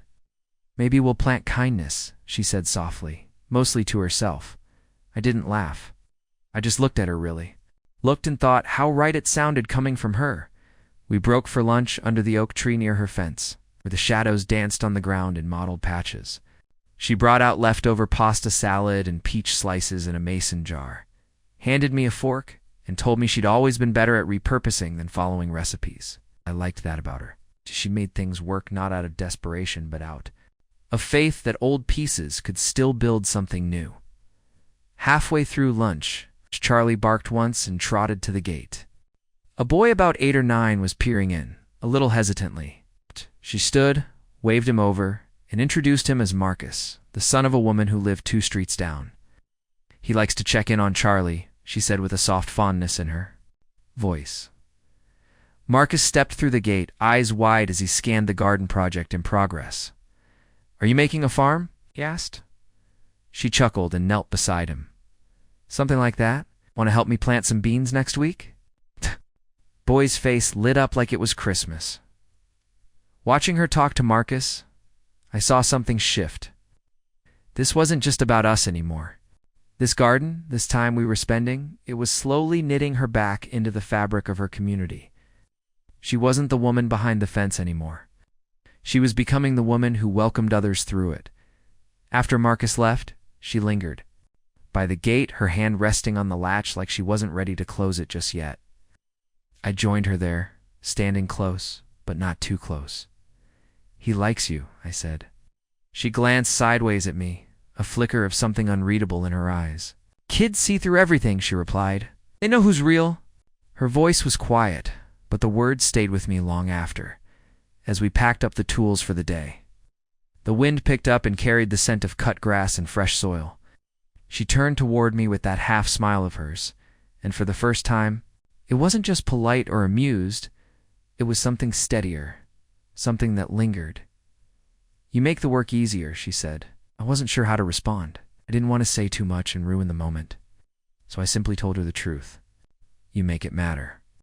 The sun was beginning its descent when I finally loaded the last of the lumber into my truck. I hesitated before climbing in, not because I was tired, but because I didn't want to leave. Not yet. She must have sensed it because she stepped forward and placed her hand gently on my arm. Come back tomorrow? She asked, almost playfully, but I heard the earnestness under it. I nodded, of course. As I drove away, I checked the rearview mirror. She was still standing there, hand resting on Charlie's head, watching me go. It didn't feel like goodbye. It felt like the space between sentences, the kind of pause that promises something more is coming. For the first time in a long while, I found myself looking forward to tomorrow, not just for the work, not just for the quiet company, but for the possibility that something, somewhere, was slowly and surely beginning to grow. The next day began differently, not with the usual chirp of birds or the rattle of my old truck's engine, but with the unmistakable sound of soft rain tapping against my window. The sky was a watercolor of grays, the kind of cloud cover that muted the world into a gentle hush. I didn't rush to leave the house that morning. Instead, I lingered a little longer over coffee, let my fingers hover over my phone before finally texting her, "Rain check? Or still game for a muddy garden?" Her reply came quickly, almost too quickly. "Still game? Rain makes the soil softer. Bring boots." I smiled, grabbed my gear, and threw a pair of rubber boots in the back seat. My chest warmer than the coffee I left behind on the kitchen counter. By the time I arrived, the rain had softened to a drizzle, and the garden glistened, as if the world itself had been rinsed clean.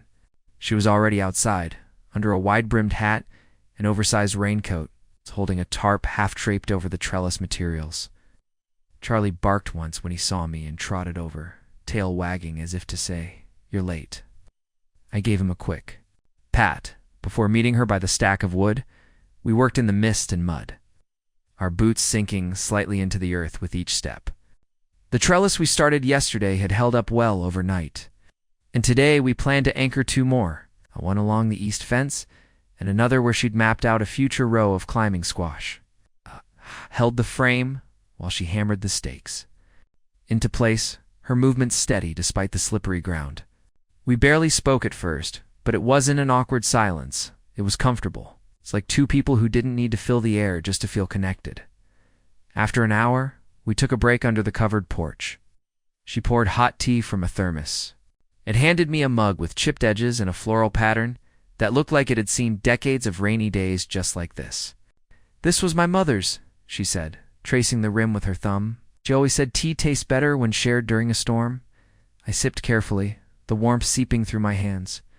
"She was right," I said, and maybe it was the tea or maybe the mist around us. But I felt myself relaxing in a way I hadn't in years.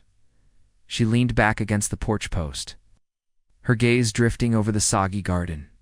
"You know, I never thought I'd be doing this at 51, she said, voice soft, starting something new, letting someone in. Most of my life I built fences, literal and otherwise. I got real good at keeping things out." I looked at her, really looked, and saw the fragility just beneath her strength.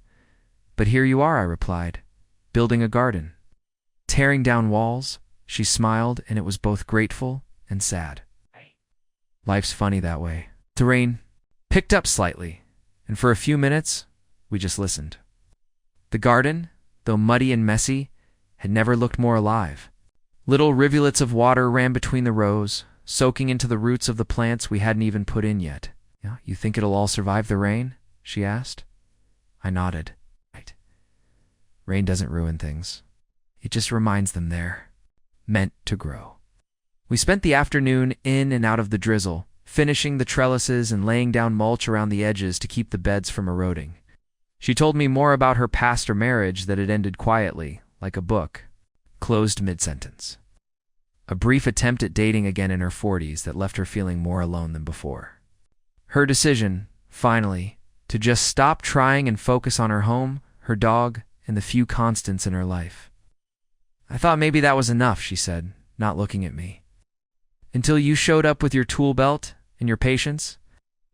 Didn't know what to say. The honesty in her voice caught me off guard, and I wasn't sure I had words gentle enough to match it.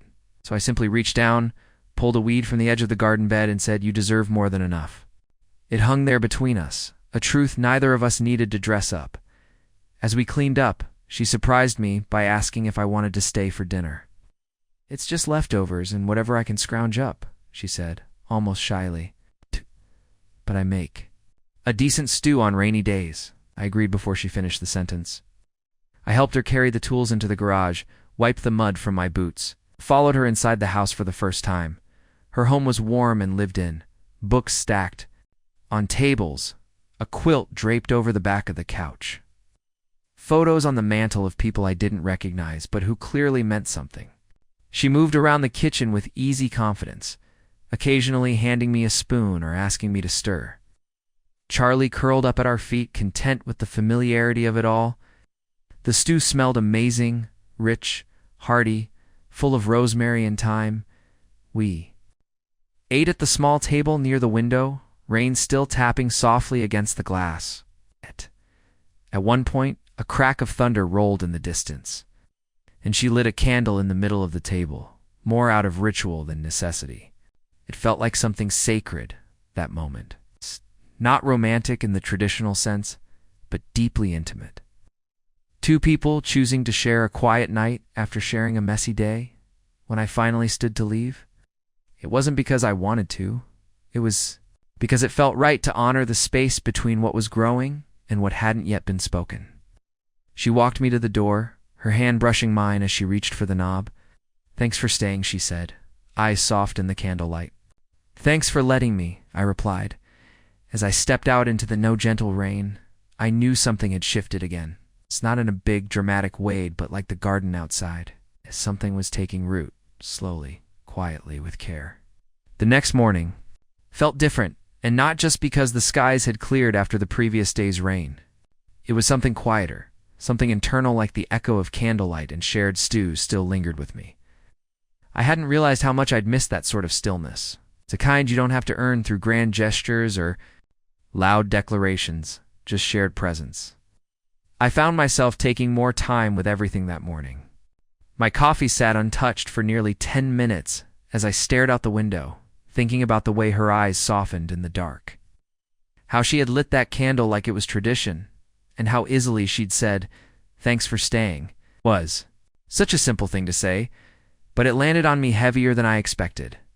When I got to her place, Charlie was already waiting at the gate, tail thumping rhythmically against the post. His ears perked when he saw me, and he let out a low bark knot. Loud, not excited. Just a casual, you're back kind of bark. She stepped out onto the porch a moment later, shielding her eyes from the bright morning sun.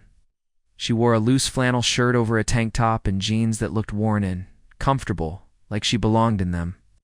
"I figured the garden could use a day off," she called out with a small smile.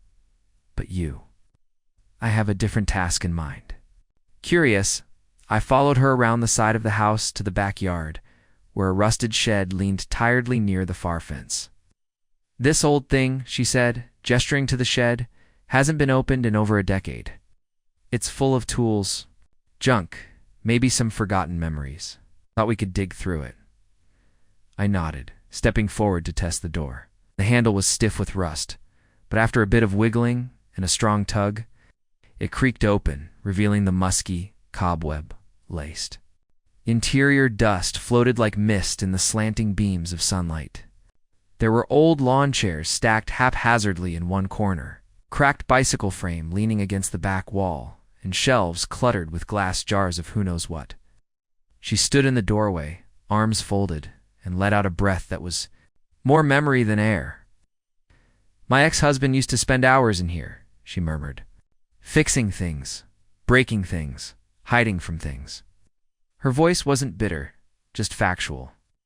Like a chapter she'd finished reading, we worked side by side, clearing one shelf at a time. Some of it was salvageably, like the sturdy hammer, set still in decent condition, or a half-empty box of nails that hadn't rusted, but most of it was destined for the dumpster. She found a box of old photo slides near the bottom of one cabinet. Her hands froze on it for a moment. Then slowly, she opened the lid. Inside were dusty plastic sleeves labeled in faded handwriting: camping trips, birthdays, holidays that felt like they belonged to someone else's life. She sat on an overturned milk crate and quietly sifted through them.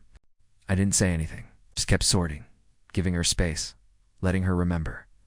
After a few minutes, she looked up. You ever think about how much stuff we carry, long after it stops being useful? I nodded. Sometimes I think we hold onto it because we're afraid the memories will disappear without the objects. She gave a soft, dry laugh. Or maybe we're afraid of what it means to finally let go. We took a break around midday. She made sandwiches, and we sat on the back porch steps, watching Charlie chase shadows and sniff through the flower beds. She seemed lighter somehow, despite the dust and emotional weight of the morning. Easy to be around, she said suddenly. I looked over, caught off guard. That's a compliment, she added, smiling. Some people make quiet feel like pressure. You don't. You make it feel like peace. I wasn't sure what to say to that. Compliments like that weren't things I heard often, not with that kind of honesty, I simply replied. Maybe it's because I don't see the silence as empty. She nodded thoughtfully. Exactly. Later that afternoon, we found an old wooden box under a tarp in the far corner of the shed. It was heavier than expected, and when we pried it open, it revealed several rolls of vintage fabric, some faded drawings, and a sketchbook with water-stained pages. She gasped softly, lifting one of the drawings. These were mine, she said. Holding it up to the light, I used to dream of designing clothes. I'd stay up past midnight, sketching ideas I never showed anyone. She flipped through the sketchbook slowly, page after page of color, detail, and forgotten creativity. Gave it up when I got married, she said. Didn't seem practical. Any more? He laughed at them once, called it a silly hobby, so I stopped. There was a sadness in her expression, but also a spark faint, flickering, but undeniably alive. They're beautiful, I said quietly, and they're not silly, not at all. She didn't look at me, just nodded, lips pressed into a thin line, but I could tell it meant something to her, something big. We ended the day with the shed cleaner than it had been in decades. She decided to keep the sketchbook, the fabrics, and the slides. Everything else went into trash bags and boxes for donation. As the sun dipped low, casting a golden glow across the garden, she stood beside me, hands on her hips, surveying the cleared-out space. Feels like I made room for something, she said softly. Maybe for something new. I looked over at her, the way her hair caught the sun, the dirt smudged on her cheek, the quiet strength in her stance. You definitely did, I said. That night, as I drove home with the windows down and the scent of turned soil still lingering on my clothes, I couldn't stop thinking about that sketchbook. About her voice when she talked about dreams she'd buried under years of practicality and compromise. About the quiet hope I saw in her eyes when she looked at them again. I realized I wasn't just fixing gates or trellises or clearing sheds. I was helping someone rediscover herself in the process. Maybe I was starting to do the same. The next morning began with rain again, the heavy kind that kept you indoors, but a steady drizzle that softened everything it touched. I arrived with a fresh pair of gloves and a toolbox under one arm, only to find her already on the porch, mug in hand, wrapped in a cardigan that looked a little too big on her shoulders. Charlie was curled beside her, chin resting on her boot, ears twitching at the sound of my truck door closing. She greeted me with a smile that felt like it had been waiting for me. We decided to hold off on any major work that day. The ground was slick, and neither of us was keen on slipping with tools in hand. Instead, she invited me into the kitchen, where the scent of fresh cinnamon bread filled the air. She had baked it that morning, she said, out of boredom or maybe habit. As we sat at the table, the sound of rain tapping against the windows, the world outside seemed to slow down. She poured coffee into mismatched mugs, handed me the one with faded sunflowers on it, and sat across from me. For a while we talked. About small things. She told me about the fabric she'd washed the night before, how surprised she was that the color still held. I told her about a childhood memory, how my grandmother used to keep her fabric scraps in cookie tins and let me arrange them like puzzle pieces across the floor. Then, The conversation shifted naturally, slowly, like a tide rolling in. Asked me if I'd always done handyman work, and I told her no. That for a while I had tried to climb the corporate ladder, the way everyone said I should. But the higher I got, the less of myself I recognized. So I quit, bought a truck, started saying yes to small jobs, learning as I went. She nodded like she understood, like maybe that same kind of unlearning had happened to her too. There was a pause, the kind that didn't feel awkward, just reflective. She looked down at her mug and said, almost absently, "It's strange how we live our lives thinking we have time to circle back to the things we love. Then one day we look up, and years have passed." Her voice was calm, but there was a weight to it. I didn't press her. Instead, I said, "The good thing is, you looked up. That's more than some people ever do." We stayed in that quiet, cozy bubble until the rain began to ease. By late morning, the clouds began to pull apart, and a sliver of blue stretched across the sky. We decided to take Charlie for a walk around the neighborhood. She changed into boots and grabbed an old umbrella, even though it was no longer needed. The streets were damp and empty, the smell of wet earth rising with each step. As we walked, she pointed out houses and told stories. "That one over there," she said, gesturing toward a house with a bright red door, used to throw the best Halloween parties. The owner made homemade caramel apples for every kid. At another corner, she mentioned a boy she once tutored who had grown up to become a music teacher. Her memory was detailed, affectionate, like every sidewalk square. And mailbox held meaning. Eventually, we reached a small park with a bench facing a quiet stretch of trees. We sat, Charlie lying between us, eyes lazily scanning the breeze. There was a softness to the air, a kind of stillness I rarely noticed in the city. She tilted her head back, closed her eyes, and said, "I used to come here and sketch, back when I had more excuses to be outside than in." I could picture her younger, maybe with a sketch pad on her lap, eyes scanning tree branches like they were fabric folds. She turned to me, thoughtful. "I've been thinking about starting again, not just sketching, but actually making something. Maybe a dress or a blouse? I don't know." There was hesitation in her voice, the kind that tiptoes behind every dream we abandoned once. I leaned forward slightly and said, "You don't need to know what it'll become. You just need to start." She smiled slowly. "That's the hard part, isn't it? Letting it be messy, letting it be unknown." I nodded, but it's also the most honest part. On the walk back, we didn't say much. The silence between us was the kind you grow into, not awkward, not heavy, just settled, comfortable. Charlie trotted ahead, occasionally turning back to make sure we were still coming. When we reached her front gate, she paused before opening. Her hand rested on the metal for a moment before she turned to me. "Thanks for walking with me. I haven't done that in a long time." I told her I hadn't either. Before I left that day, she handed me something wrapped in brown paper. "It's not finished," she said, "but I want you to have it. I'll tell you why later."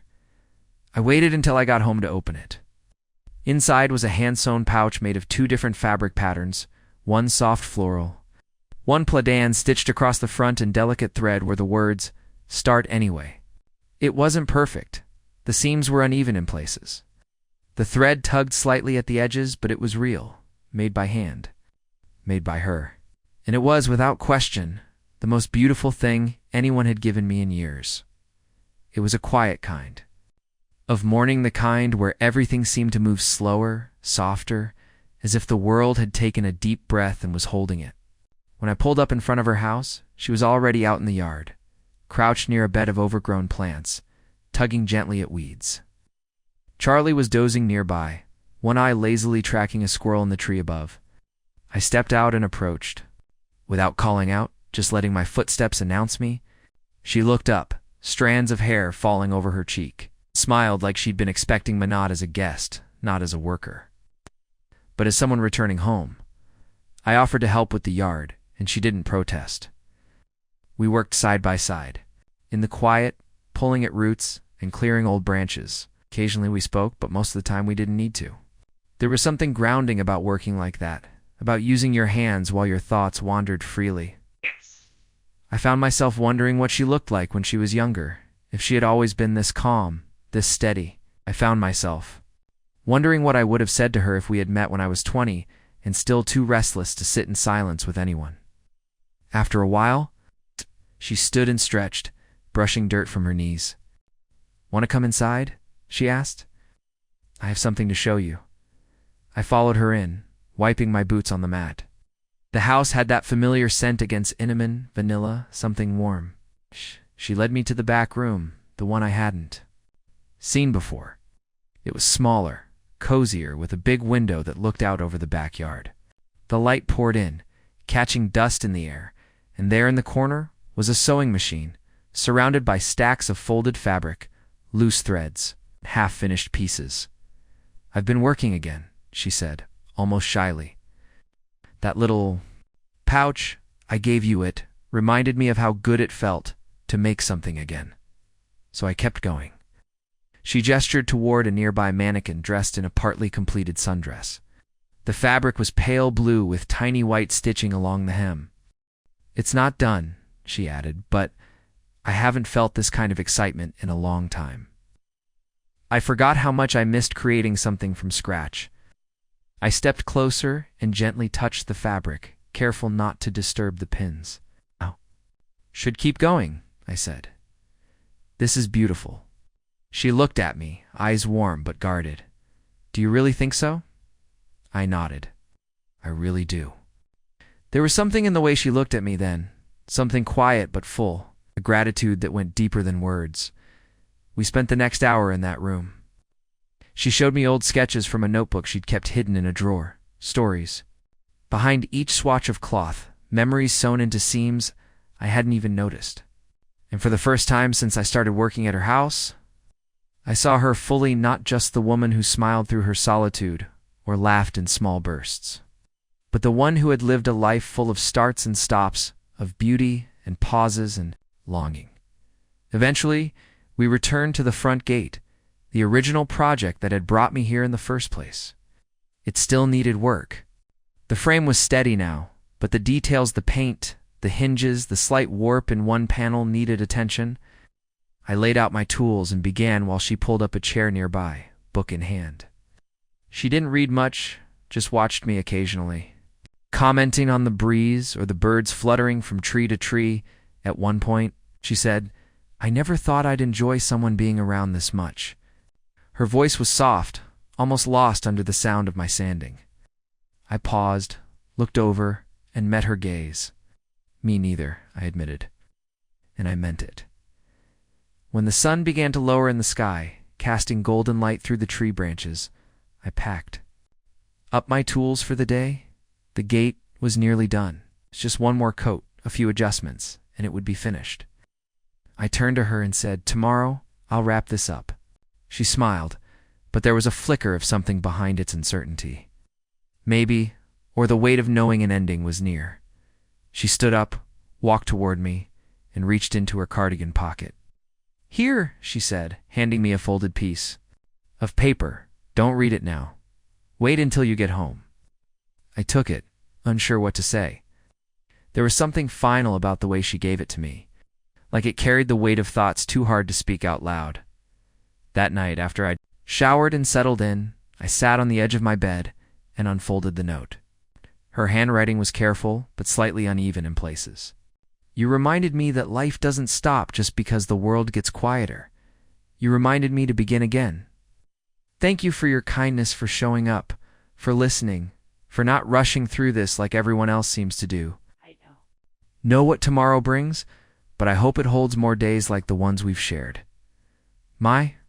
Read it twice, then a third time, and for a long moment, I just sat there, holding it, letting it settle into the quiet space she had opened in me.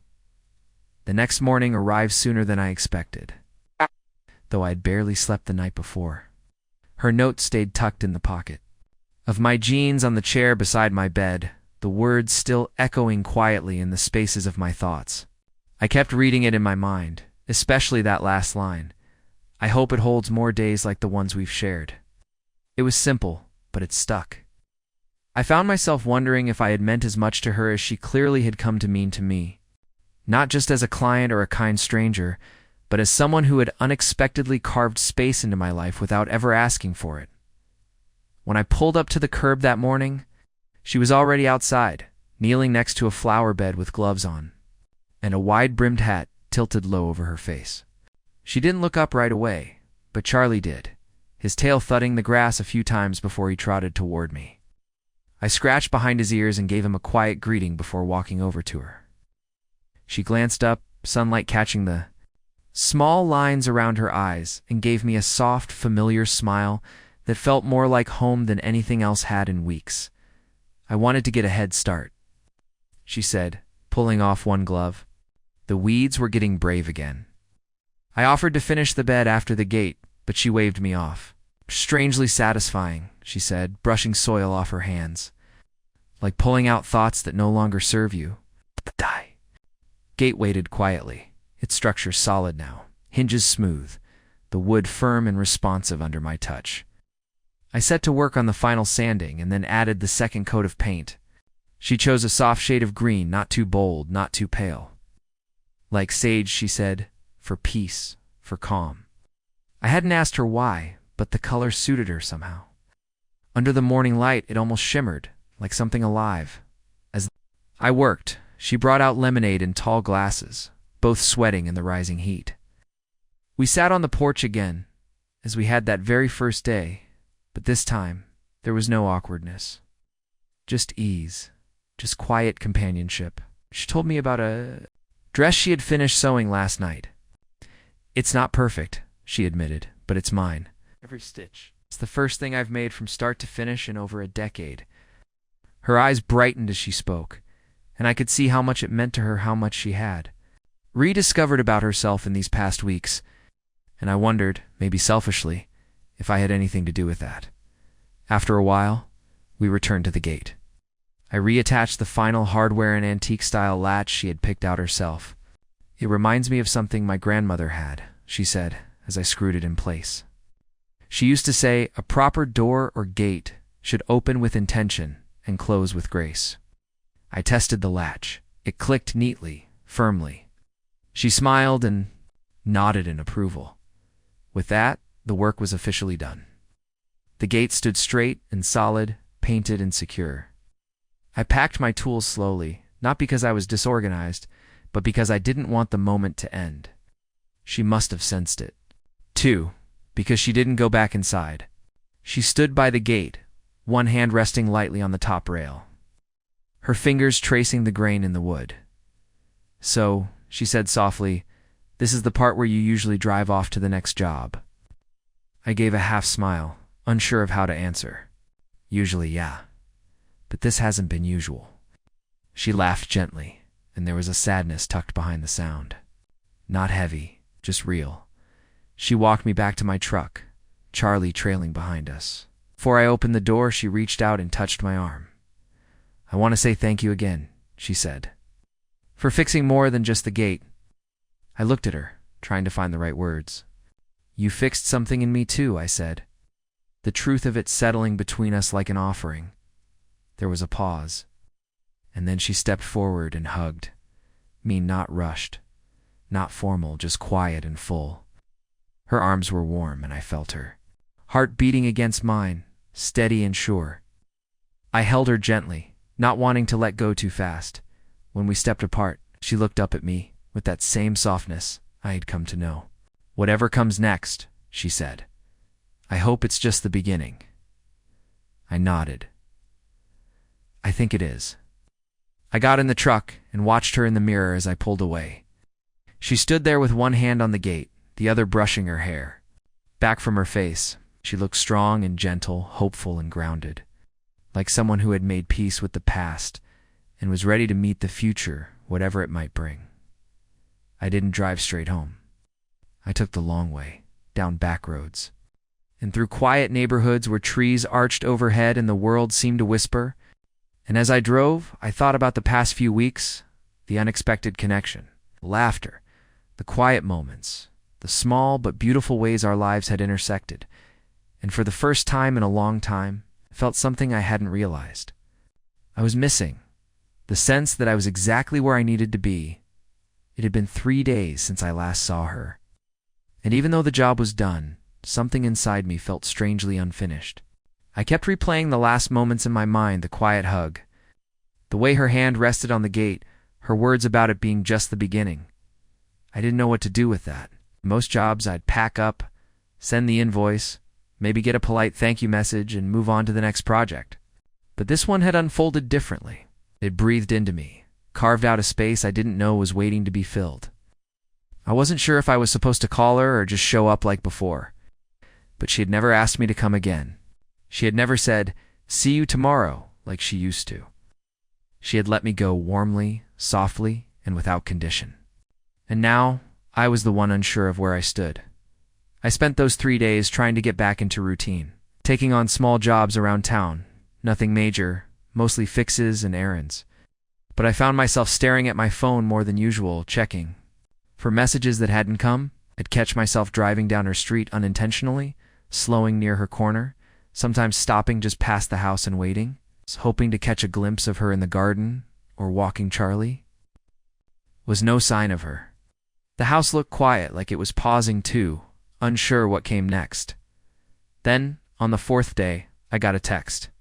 It was short, just, "If you're free, Charlie and I could use a walk." Noon. My heart skipped like it was trying to decide whether to jump forward or stop entirely. I stared at the message for too long before typing a simple, "Would love to." At exactly noon, I parked by her house. She came out with Charlie, leash in hand, wearing a soft cream sweater and jeans. Her hair tied back, and that same easy smile I'd come to associate with calm mornings and thoughtful moments. She handed me the leash without saying a word and fell into step beside me as we started down the sidewalk. We didn't talk much at first. Just walked. The wind was light, carrying the scent of summer grass and blooming jasmine from a neighbor's yard. Charlie trotted ahead, tail wagging, occasionally glancing back to make sure we were still close. We walked through the park, past the playground where a few kids were laughing, their joy drifting in the air like music. When we reached the lake, we stopped by a bench and sat, watching the water ripple quietly under the sun. She was the first to speak. "I used to come here alone all the time," she said. "Sometimes I'd bring a book or just sit and listen. I always thought it would be nice to share it with someone someday." I glanced at her. She wasn't looking at me, just watching the water. Her voice was steady, but there was a thread of vulnerability there, like she was walking a line between memory and hope. "Thank you for the note," I said after a moment. "I've been carrying it with me." She turned to look at me then, and her expression softened. "I meant every word of it," she said. "These weeks, they were more than I expected. I didn't know how much I needed someone to see me. Again, not just help me fix things around the house, but really see me." I nodded, understanding more than I could explain. "You made me slow down," I told her. "You reminded me that connection isn't just something that happens in passing. Sometimes it finds you when you're just trying to fix a broken gate." We sat there a while longer, letting silence do what it does best, fill in the spaces. That don't need words. Eventually, Charlie barked once, nudging my hand like he was ready to keep moving. We walked back slower, like neither of us was eager to let the moment end. When we reached her gate, she paused before opening it. "Would you'd like to stay for dinner?" she asked, her voice light but uncertain, as if she wasn't sure if she was overstepping. "Nothing fancy, just pasta and maybe a little wine?" I smiled. "That sounds perfect." Inside the house felt different. Warmer lived in. She had small candles lit on the dining table, and music playing softly in the background, something jazzy and low.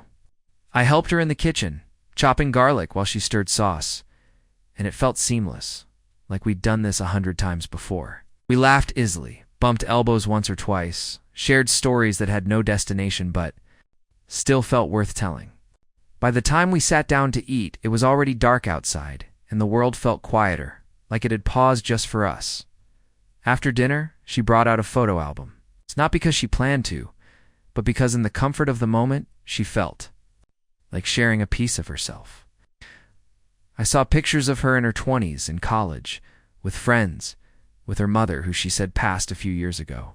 Pictures of her younger, radiant and free-spirited, and then older, stronger, quieter. She showed me a photo of her sewing her first dress, standing proudly beside a mannequin that wore it like armor. "It wasn't good," she said, laughing. "But it was mine." I looked at her and said, "It's beautiful. You're beautiful." She didn't respond right away, just looked at me with something soft in her eyes, something deep and real.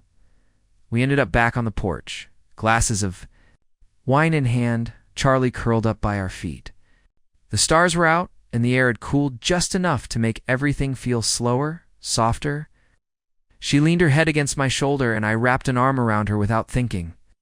It felt natural, like we belonged in that moment. She exhaled, a quiet breath that sounded like relief or maybe peace. "Do you think this is the beginning?" she asked.